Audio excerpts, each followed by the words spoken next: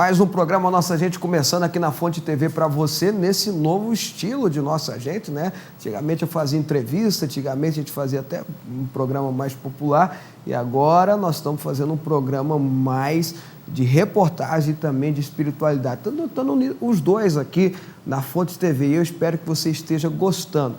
Por falar nisso, eu vou botar aqui os contatos para você aqui embaixo, para você ligar, entrar em contato com a gente, caso você tenha uma sugestão, tenha uma ideia, tenha uma crítica para fazer o programa ou queira participar com a gente, ou mesmo fazer um pedido de oração, a gente está junto com você, tá bom? Olha, no programa de hoje, como você sabe, eu vou estar sempre trazendo um tema para a gente estar conversando, né? Eu vou fazer uma pergunta para você. O comportamento positivo contribui na superação de momentos difíceis? É um momento difícil que todo mundo passa, situação difícil que todo mundo vive, na hora de enfrentar uma doença, na hora de enfrentar um problema financeiro, na hora de enfrentar um problema conjugal, isso tudo traz consequência para a gente, né? Ninguém continua o mesmo. Quando enfrenta problemas sérios, ninguém continua o mesmo. A nossa reportagem vai falar sobre isso hoje. E eu quero que você preste muita atenção na reportagem, porque todo o programa vai se basear nela. Então presta atenção, hein? Em momentos de dificuldades, é comum acharmos que não há mais razão para ter esperança, pois tudo está perdido, quando, na verdade, podemos escolher entre permanecer na escuridão ou buscar a cura para os nossos problemas. Em São Paulo, o Hospital Israelita Albert Einstein criou o Núcleo de Estudo em Religião e Espiritualidade, como forma de minimizar o sofrimento de pacientes em estado avançado de doenças. O resultado tem sido animador.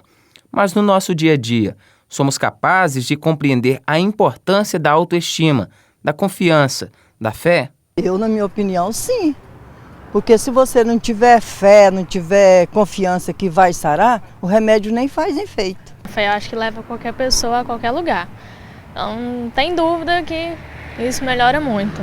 A medicina ajuda, né? Ajuda e muito. Mas a fé, a consciência, eu acho que essa é a principal.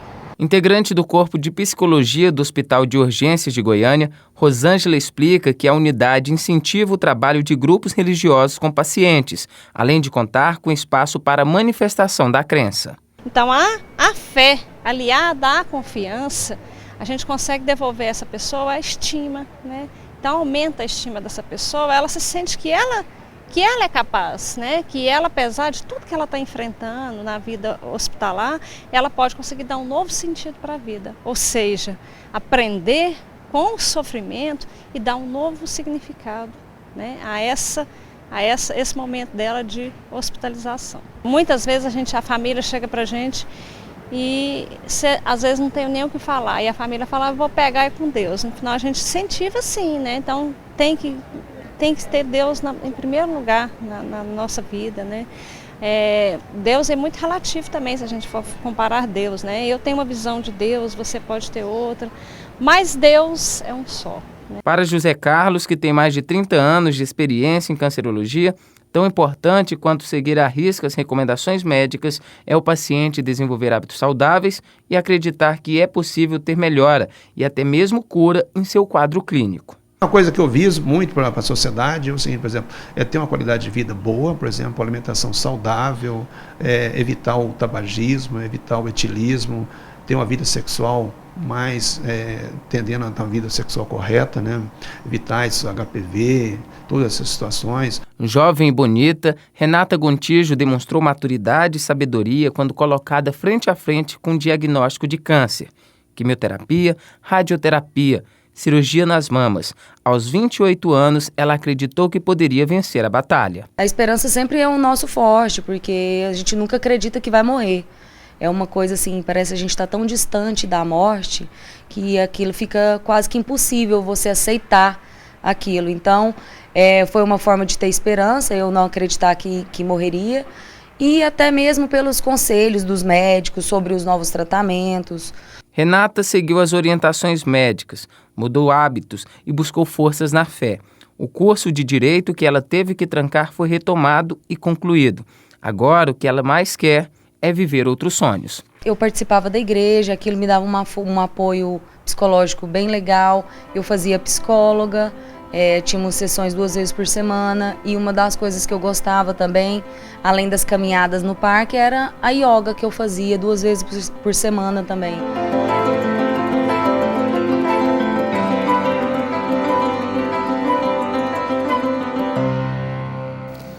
Tá aí, gente, enfrentar problemas, enfrentar situações, enfrentar dificuldades do dia a dia, todo mundo tem que aprender a fazer, todo mundo tem que aprender a enfrentar. Nós vamos refletir exatamente sobre isso no próximo bloco. Não perde não.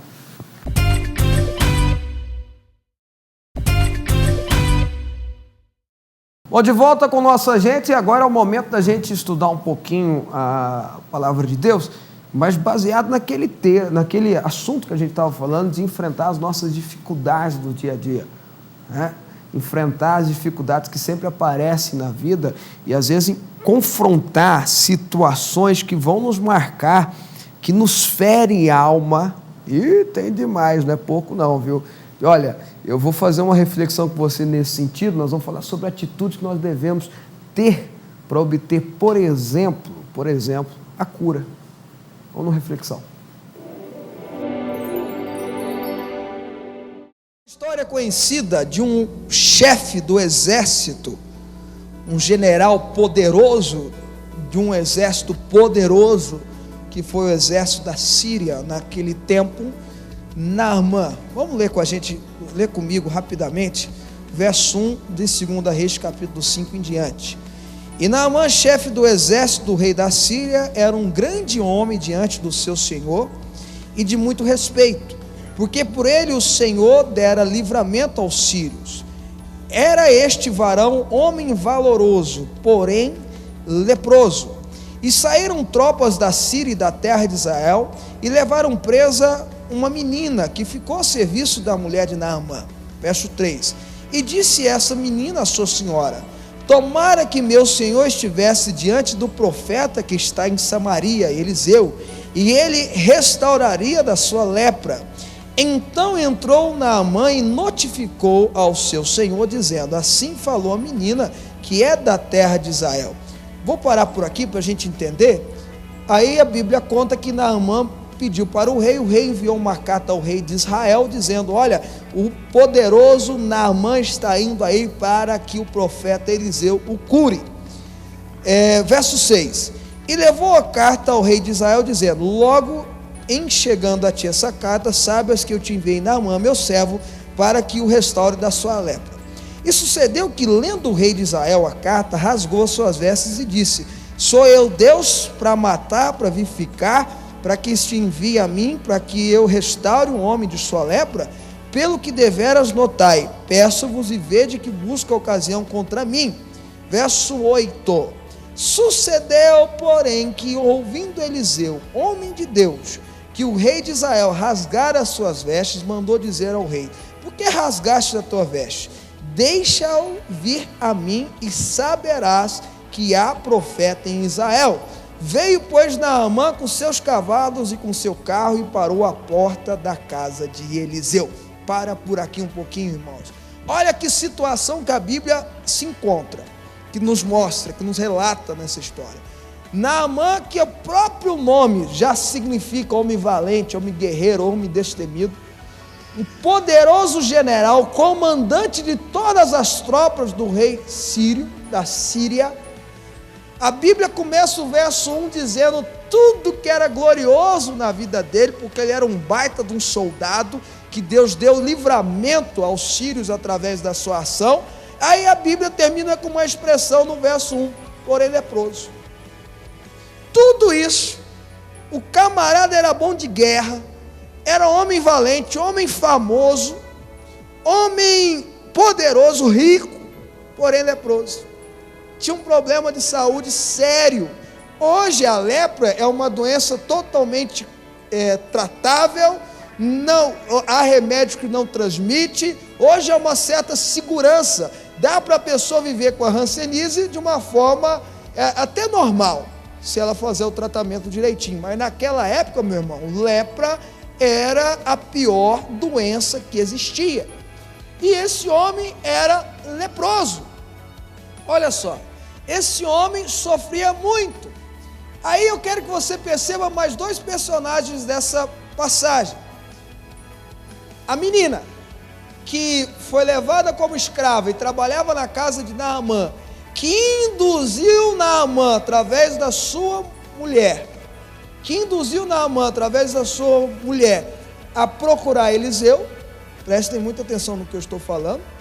E percebam o rei de Israel, que quando recebe a notícia que Naamã estava chegando, morreu de medo, tremeu de medo, uma falta de fé descarada. E aí Eliseu aparece e fala assim: deixa ele vir a mim, que eu estou aguardando, eu estou esperando. Quando ele chegar, você vai ver que há profeta em Israel. São coisas que nós temos que aprender. Primeiro, a fé que Deus exige e quer de nós é a fé de Eliseu. Pode vir aqui, pode trazer para a igreja, pode fazer a campanha, pode pegar o lenço ungido, pode participar lá do culto da Fonte da Vida, porque há profeta na igreja Fonte da Vida, porque há poder de Deus, porque há ação de Deus, porque a mão de Deus age quando a gente tem fé. Segundo, a gente tem que entender que muitas vezes Deus envia para nós pessoas para nos induzir a buscar a Ele. E nós, em hipótese alguma, podemos fechar a porta do nosso coração para isso. São homens e mulheres de Deus, ou usadas por Deus, que de alguma forma nos induzem. Por exemplo, você precisa orar mais, meu irmão. Você precisa ter fé, minha querida amiga. Você precisa ter mais coragem em enfrentar a vida. Você precisa ir no culto e receber uma oração do pastor. São expressões que a gente escuta muitas vezes. É ou não é, irmãos? Mas da mesma forma que tem pessoas que nos induzem a buscar a Deus, há outro que nos induzem a não buscar a Deus. Quem está me entendendo, diga amém. E a terceira coisa foi a atitude de Naamã. Ele ouviu, ele foi induzido pela menina, pegou o carro dele, pediu para o rei dele mandar a carta para o rei de Israel e disse assim: vou resolver meu problema hoje. Ele tomou a iniciativa de resolver o problema dele. Dá um jeito. Agora vamos estudar um pouquinho aqui. Pensa comigo, reflete comigo aí, por favor. Naamã era um poderoso guerreiro, homem rico. Provavelmente ele tinha procurado todas as formas que a saúde daquela época tinha para curar. E não houve a cura. Vocês estão me entendendo o que eu estou dizendo ou não, irmãos? E ele toma a iniciativa de ser espiritual. E olha só o que a Bíblia conta aqui. Verso 10 até o 14. Então Eliseu lhe mandou um mensageiro. Eliseu não foi nem receber o homem lá. Dizendo: vai e lava-te 7 vezes no Jordão, e a tua carne te tornará e ficará purificado. Você vai ser curado. Porém Naamã muito se indignou e se foi dizendo: eis que eu dizia comigo, certamente ele sairá, por-se-á em pé, invocará o nome do Senhor seu Deus, e passará sua mão sobre o lugar e restaurará o leproso. Não são porventura Abana e Farpar, rios de Damasco, melhores do que todas as águas de Israel? Não me poderia eu lavar neles e ficar purificado? E voltou-se e foi com indignação. Verso 13. Então chegaram-se a ele os seus servos e lhe disseram: meu pai, se o profeta lhe disser alguma grande coisa, porventura não a farias? Quanto mais dizendo-te ele: lava-te e ficarás purificado. E convenceram ele. Verso 14. Então desceu, mergulhou no Jordão 7 vezes, conforme a palavra do homem de Deus, e a sua carne voltou-a, como a carne de um menino, e ficou purificado. Melhor que tratamento dermatológico aqui, irmão, não? Melhor que tratamento de estética. Ficou igual de menino, a palavra de Deus diz. Mas a gente tem que entender algumas coisas que levaram Naamã ser curado e poderiam ter levado Naamã não ter a resposta. Ele foi para a porta da casa de Eliseu. Eliseu nem deu trabalho de receber ele. Está vendo, irmãos? Naquela época já tinha pastor que não recebia, viu? Eliseu nem deu trabalho de receber. Mandou o mensageiro lá na porta: ó, o profeta mandou você lá no Rio Jordão banhar 7 vezes. O homem ficou indignado. Primeiro porque não me recebeu. E olha, eu acho interessante algumas coisas que a Bíblia conta, né? Naamã imaginou que Eliseu ia chegar com pompa, não sei, né, pastora Dulce? Com toda aquela cerimônia, invocaria o nome do Senhor Deus dele, faria uma oração, quem sabe fizesse um ritual, passaria a mão e de repente a lepra sumiria de Naamã. Ele esperava uma ação religiosa, é ou não é? Ele esperava uma sessão, é ou não é, irmãos? Ele esperava uma atitude assim, extraordinária, mas assim, muito mais nos gestos, e quem sabe ter uma música, e uma oração forte, aquelas coisas que a gente tudo quer, né?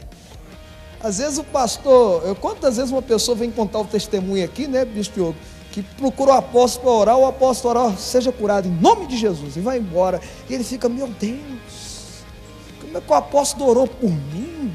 Queria que o apóstolo invocasse o Espírito Santo, Deus Pai, Deus Filho, e fizesse isso, aquilo, outro. E ele faz uma oração rápida e sai embora rápido, e a pessoa é curada. Ele conta assim, fiquei indignado e fui curado. Por quê? Meu irmão, o evangelho que o apóstolo Paulo fala, ele é simples. É simples, o evangelho não é religioso. O evangelho não é religioso, a gente que é. O evangelho não é religioso.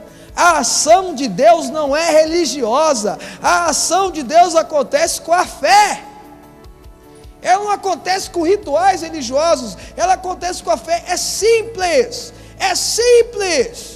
Aí, eu quero que vocês acompanhem comigo a coisa aqui. Primeiro, simplicidade do milagre, Deus age na simplicidade do milagre. Vai lá, banha 7 vezes no Jordão. E olha, pastor Edson, eu andei pesquisando esse negócio aqui, 7 vezes no Jordão. Irmãos, o que tem de jeito na internet, que inventa cada coisa sobre esses 7 mergulhos de Naamã, pastor Marreiros, eu acho que a minha teologia não é essas coisas não. É um mergulho disso, mergulho, tem explicação para o mergulho daquilo, mergulho daquilo outro, e 7 mergulhos, consegue fazer um texto maravilhoso sobre 7 mergulhos de Naamã. Eu só entendo que Eliseu mandou banhar 7 vezes no rio. Mais nada. Eu não consigo entender outras coisas ali. Porque o evangelho é simples. E aí, mas o que a Bíblia nos ensina aqui? Queria quebrar primeiro o coração orgulhoso dele. Seja simples. Mas o rio lá da Samaria é mais bonito, é mais limpo, é mais tratado, é mais cheiroso. O rio Jordão é tão curtinho, tão pequeno, tão feio. Deus age segundo a vontade dele, na segunda a sua. Vai lá e mergulha 7 vezes. E por que é 7 vezes, bispo? Aí a quebra da religiosidade. Porque se banhasse uma vez só e não recebesse a cura, eu acho que ele ficou olhando para ver se recebia a cura, a fé dele não seria testada. A fé dele não seria testada. Muitas vezes Deus leva você a fazer 7 quartas-feiras para te dar a resposta. Vocês estão entendendo? Muitas vezes Deus leva você a fazer 7 projetanos para te dar a resposta, para ver até onde você vai, para ver até onde vai a sua fé, se a sua fé é mais ou menos, ou se a sua fé é como a de Abraão. E olha que a fé de Abraão não é qualquer uma não. Deus aparece para ele e fala assim, leva o teu filho, teu único filho, aquele que tu amas, vai ao monte, mata ele. E a Bíblia diz que Abraão pega o menino, pega 2 servos, vamos embora. Porque Abraão, a segundo Hebreus, diz que Abraão sabia que Deus era poderoso. Ao cumprir a promessa, porque quem deu o filho para Abraão foi Deus, ao cumprir a promessa, Deus era poderoso até para ressuscitar Isaac. Vocês estão entendendo o que eu estou falando ou não? Então eu vou te dar uma palavra de Deus para você, mergulhe 7 vezes. Não fica pensando na explicação teológica dessas 7 vezes não, vai lá e mergulha, meu irmão. Vai até o final, não atira só 3 flechas para o chão, atira toda a sua aljava para o chão.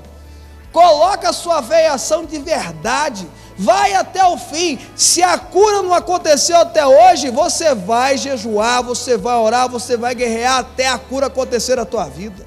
Se a tua família não está servindo a Jesus ainda, você vai fazer campanha, vai orar, vai mergulhar quantas vezes forem necessários, até eles vierem servir ao Senhor aqui na igreja. Não para.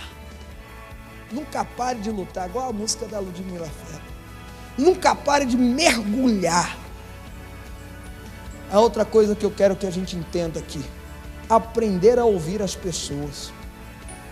Na hora que ele desiste, que ele fala assim, não, esse negócio está errado. Eliseu não veio e não fez o ritual. Eliseu não veio e não fez algo complicado. Tem gente que não aceita o simples de Deus porque quer ver o complicado. Não viu que o negócio foi simples demais. Mergulhar num rio sujo, ruinzinho, comparado aos rios que eu tenho lá em casa. Eu vou embora. Aí chegou um rapazinho lá, aqui fala servo, não sei se era servo, se era filho dele, se era soldado do exército, não sei. Chega para ele, chama ele até de pai. Pai, olha só, é isso que eu quero que você entenda. Se o profeta tivesse mandado você fazer uma coisa complicada, difícil, você não faria? Se o profeta não mandasse você fazer um ritual mágico, você não faria?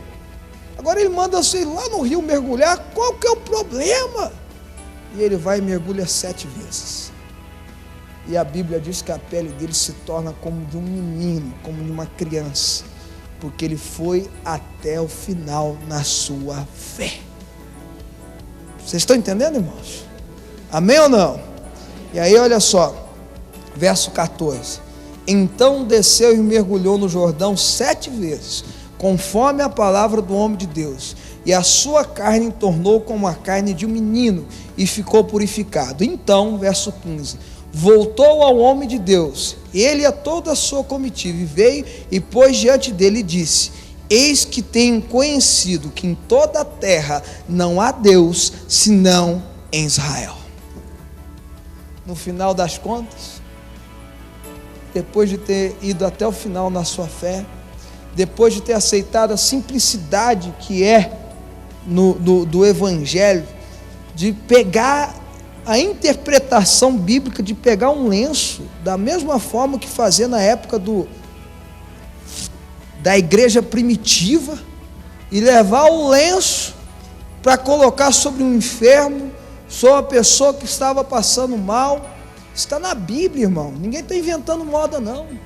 Aceitar essa simplicidade melhor do que ter a religiosidade de dizer um lenço, e esse lenço ainda de seda. Não, se fosse de algodão pelo menos, mas tem que ser de seda. Não é melhor o algodão que tem lá em Damasco? Não, vou levar isso aqui que é de seda, seda é coisa chique, não é não, irmãos? Não é? Então é bom.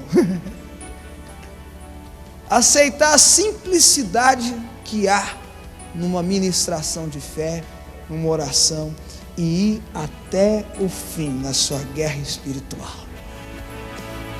Você vai reconhecer no final das contas que há um Deus na igreja que cura, que liberta, que faz milagre, que transforma. Fé é a certeza das coisas que se esperam e a convicção dos fatos que não se veem.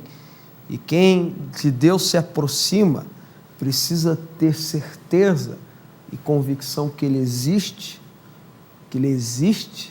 e que Ele é galardoador, abençoador, curador daqueles que o buscam. Já parou para pensar nisso? Então pensa, reflete, que isso vai ser um diferencial na tua vida. Para mim foi um prazer estar com você em mais um Nossa Gente. Amanhã eu estou de volta. Que Deus abençoe muitão a tua vida mesmo. Nossos contatos, mais uma vez aqui na tela, para você entrar em contato com a gente, dando sugestão, pedindo matéria, pedindo oração, conversando com a gente. Está aqui, inclusive, meu e-mail, meu endereço das redes sociais. Você pode entrar em contato com a gente. Deus te abençoe. Obrigado pelo carinho. Tchau.